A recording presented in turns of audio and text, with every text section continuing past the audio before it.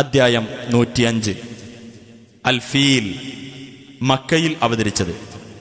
അൽ feel എന്നാൽ ആന എന്നർത്ഥം.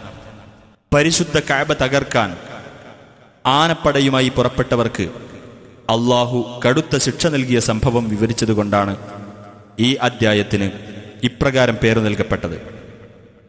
ബിസ്മില്ലാഹിർ റഹ്മാനിർ റഹീം. അലം തറ കൈഫ ഫഅല റബ്ബുക ബിഅസ്ഹാബിൽ ഫീൽ.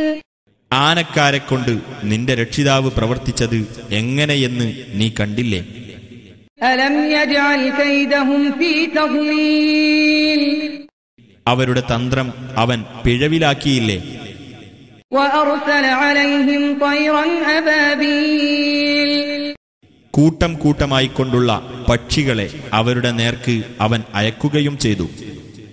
തർമീഹിം ബിഹിജാറത്തിൻ മിൻ സിജ്ജീൽ. ചുട്ടുപഴുപ്പിച്ച കളിമൺ കല്ലുകൾ കൊണ്ട് അവരെ എറിയുന്നതായ.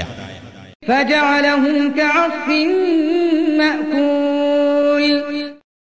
അങ്ങനെ അവൻ അവരെ തിന്നൊടുക്കപ്പെട്ട വൈക്കോൽ തുരുമ്പ് പോലെയാക്കി.